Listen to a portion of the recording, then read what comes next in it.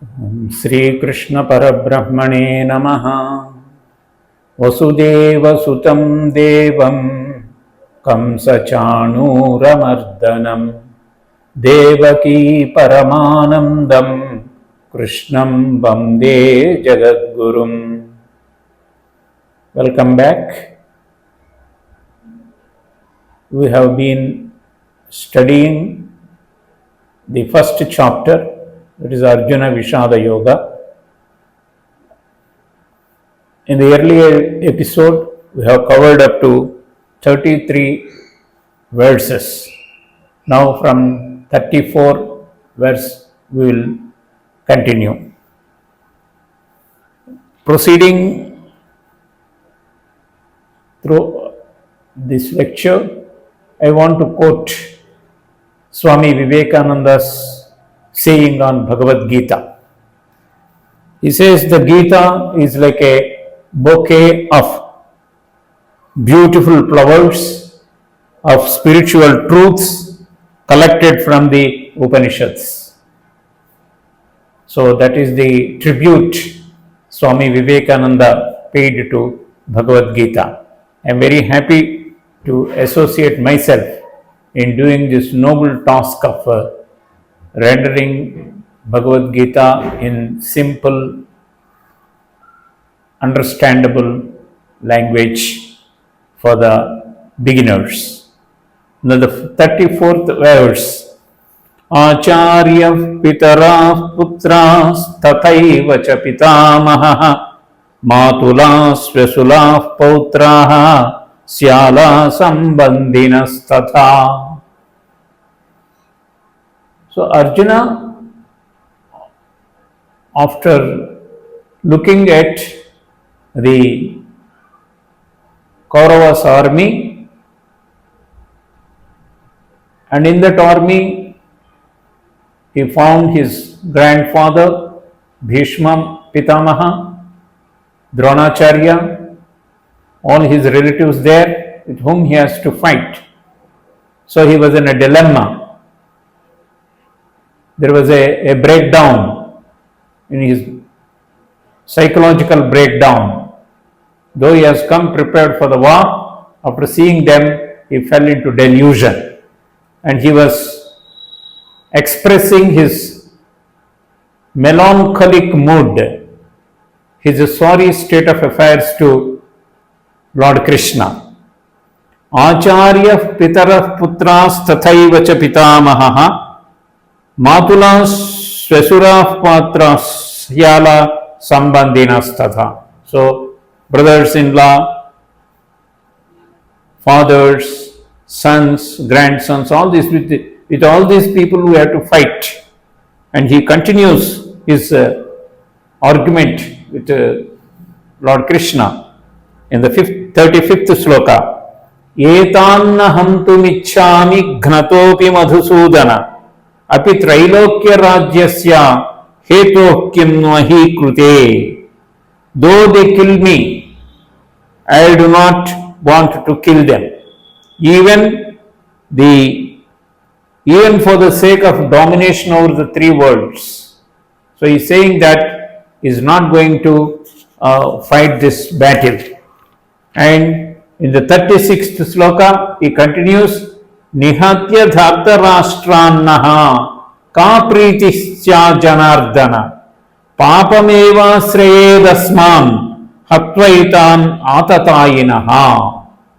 Atatayina means felons who committed grave sins like burning the house, disrespecting a woman in a public place. Those people who commit these type of evils are called atatayinaha.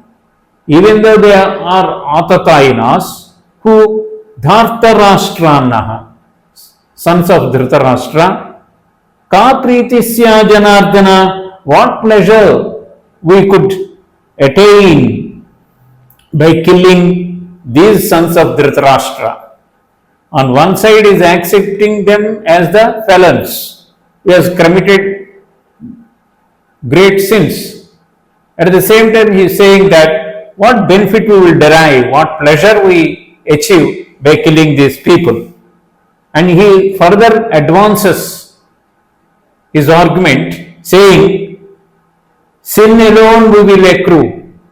Papameva sreyadasman. We are going to accrue sin by killing these felons. And further he says, Tasmanarha vayam hamtum dhartarashtran swabandhavan swajanam hi katham hatva sukhinasyama madhava. Therefore, it is not proper for me to kill these people, the sons of Dhritarashtra. We know the reality that sin will accrue on us. In such a case, how we can proceed in waging this battle against our people? Because nobody will be happy by killing his own kith and kin.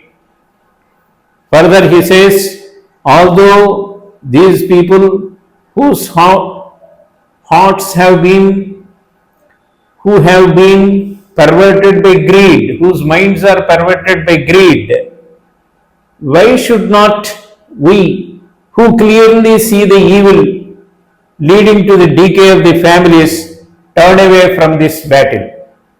So, is one telling Lord Krishna that it is not fair to fight this battle. Yadyapyete na pasyanti lobhopahata chetasaha kulakshaya krutam dosham mitradrohe cha patakam katham na jneyam asmabihi papadasman nivartitam kulakshaya krutam dosham prapasyadhi janardana.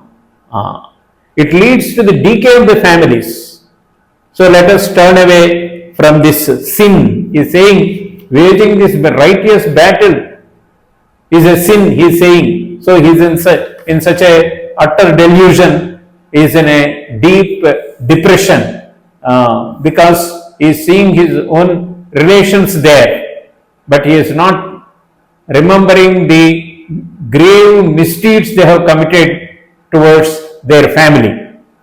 And he is advancing further certain points that why this battle should not be fought.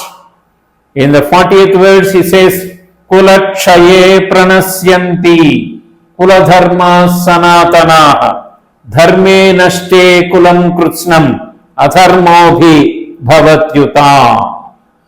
From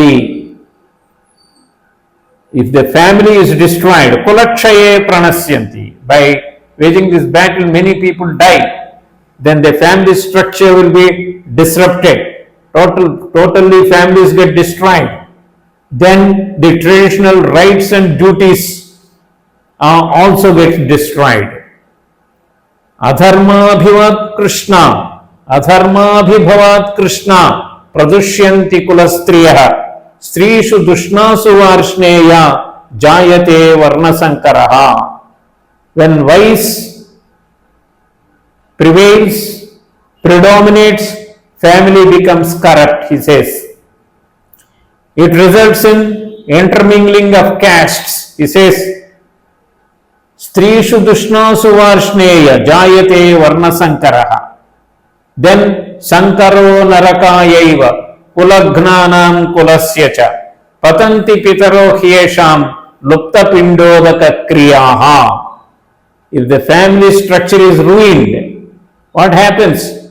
The forefathers will be deprived of offering of pindas or the rice balls and water. There is a tradition to offer for Pitru Devatas, Pindodaka Kriyas.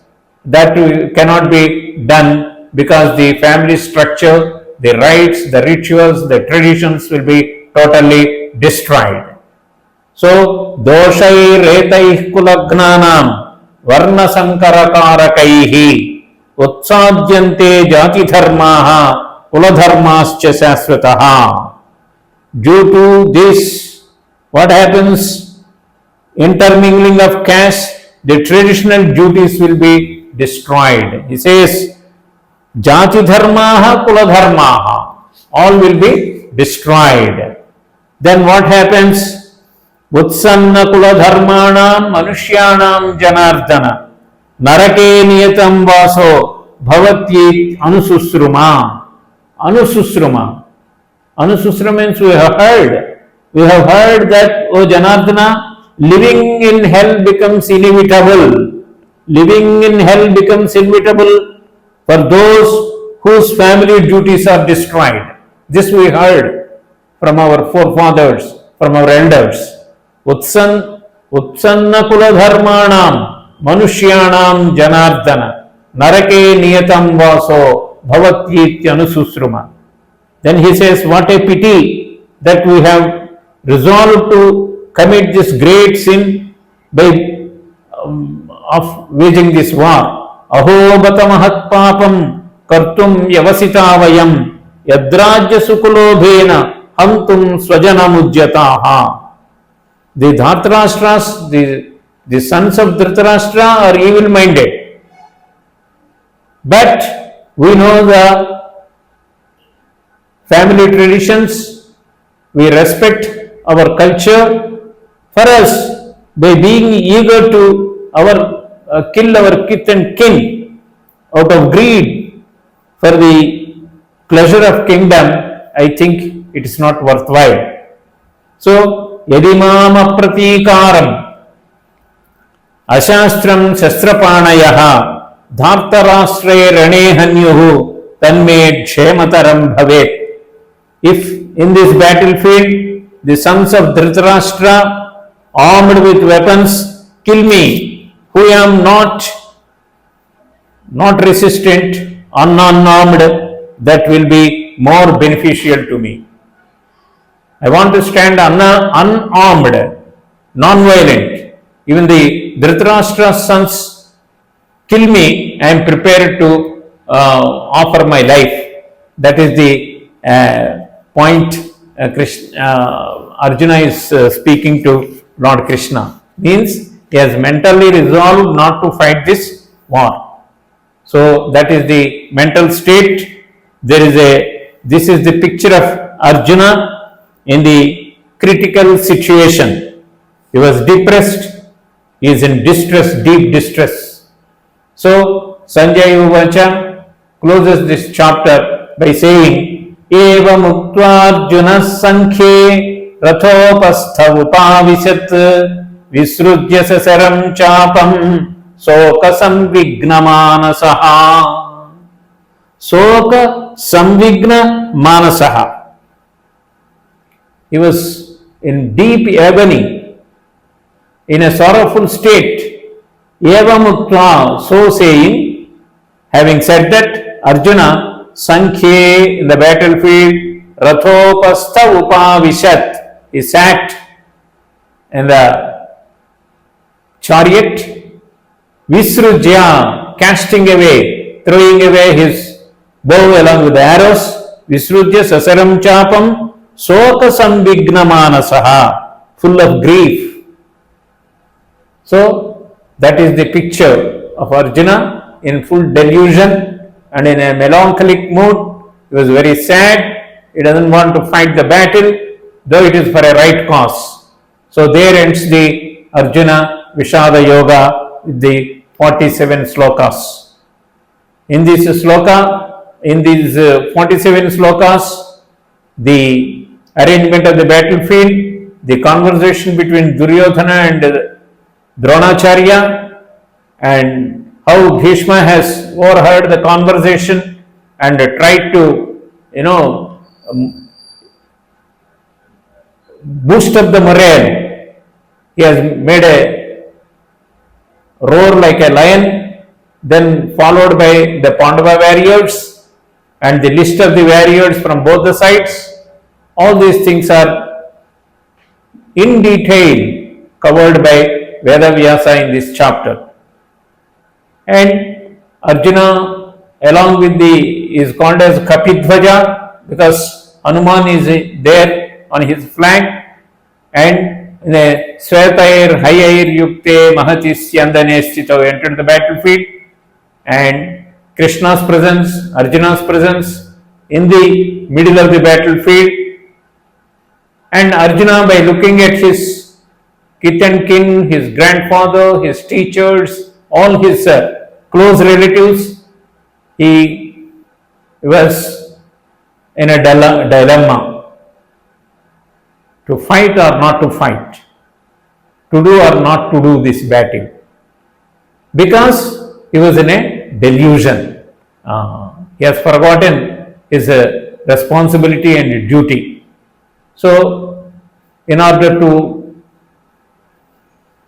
flee away or run away from the battlefield, like a timid man, he has put forth certain arguments before Lord Krishna why this war should not be fought. We have seen those points.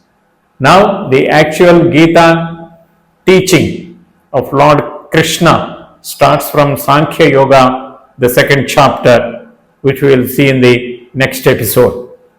So, with this we conclude our lecture on the first chapter. There is a colophon at the end of every chapter. This is stated.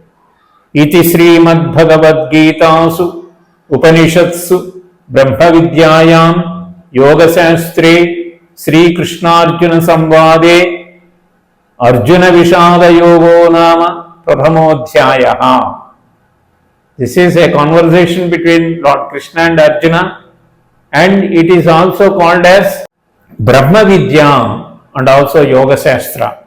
Brahma Vidya and Yoga Shastra will unfold in the next chapters. So, I am very happy to share with you the 47 slokas of Arjuna Vishada Yogam.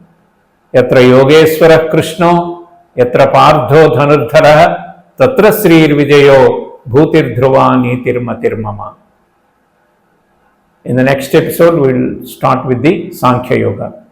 Sri Krishna Saranam Mama.